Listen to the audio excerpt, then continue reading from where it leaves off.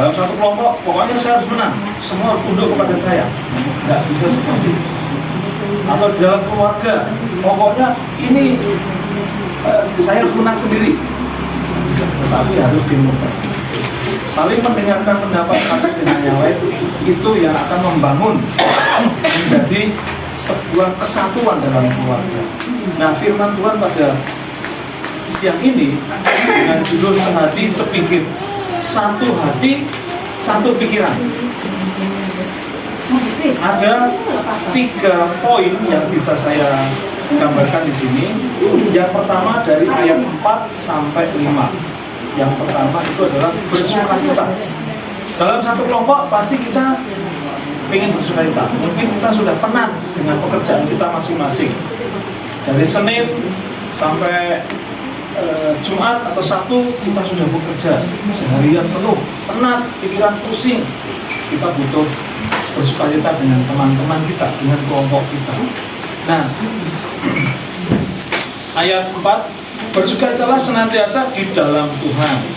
Sekali lagi katakan bersukacitalah, hendaklah kebaikan hatimu diketahui semua orang. Tuhan sudah dekat. Nah, firman Tuhan ini dalam ayat 4 sampai 5 mengatakan kita bersukacita, tapi ingat jangan terbawa dengan hawa nafsu kita, tapi kita bersukacita di dalam Tuhan. Itu yang pertama, itu bersukacita di dalam Tuhan. Lalu ayat 2 itu bagian kedua itu adalah jangan khawatir. Dari ayat 6 dan 7. Ayat 6 dan 7, janganlah hendaknya kamu khawatir tentang apapun juga, tetapi nyatakanlah dalam segala hal keinginanmu kepada Allah dan dalam doa dan permohonan dengan ucapan syukur. Damai sejahtera Allah yang melampaui segala hal akan memelihara hati dan pikiranmu dalam Yesus. Nah, Bapak Ibu, amanginan semuanya, kita tidak perlu khawatir. Kalau kita sudah tinggal di dalam Tuhan, jangan khawatir. Kalau mungkin kita sebagai manusia, kita punya sifat khawatir. Mana mungkin kita nggak khawatir, pasti khawatir. Tapi ketika kita sudah percaya kepada Tuhan, mari serahkan semuanya itu kepada Tuhan. Pasti akan ada jalan keluar. Entah itu cepat atau lambat. Oleh sebab itu di sini dikatakan jangan hendaknya kita khawatir tentang apapun juga. Tetapi yang terpenting adalah menyatakan itu kekhawatiran itu kepada Tuhan. Nyatakan saja, berdoa. Dengan berdoa, Tuhan saya sedang begini. Nah, dengan doa bersama, doa pribadi atau dengan keluarga, Tuhan tentunya akan mendengar.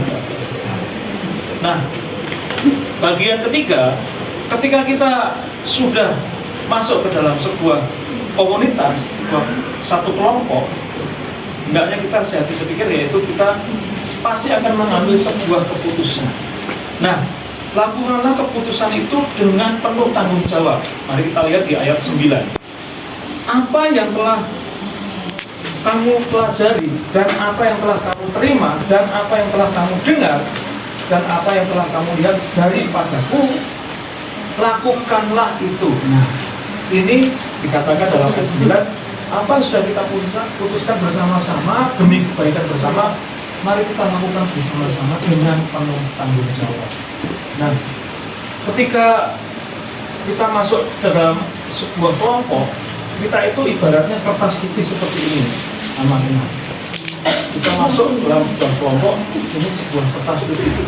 Nah, terkadang kertas putih itu akan ada unsur-unsur yang membuat kita ini menjadi menang sendiri.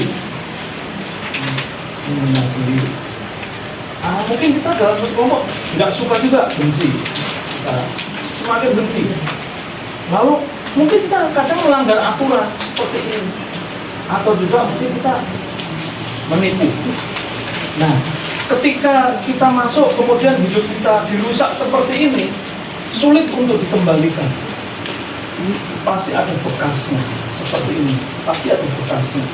Ada kebencian, ada iri hati, ada menipu, ada melanggar aturan, dan mungkin banyak sekali selain 4 ini. Nah dari situ mari kita coba berpikir, isilah kehidupan kita dengan hal yang menarik. Mungkin kita bisa mengasihi dengan teman kita, menuliskan dengan indah mengasihi, atau mungkin kita bisa menolong orang lain. Dalam suatu kelompok, mari kita saling membantu, saling tolong menolong seperti firman Tuhan katakan tadi.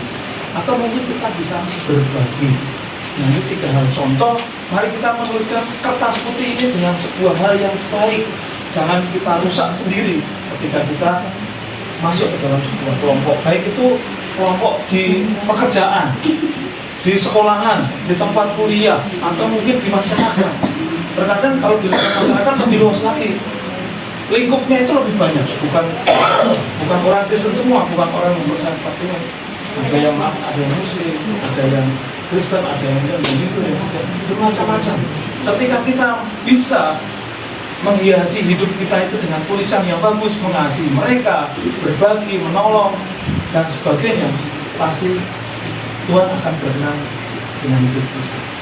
Nah, teman-teman, saudara semua, kita bersyukur siang ini kita bisa berkumpul bersama-sama dengan kita sehati sedikit seperti yang dinasihatkan firman Tuhan pada siang hari ini.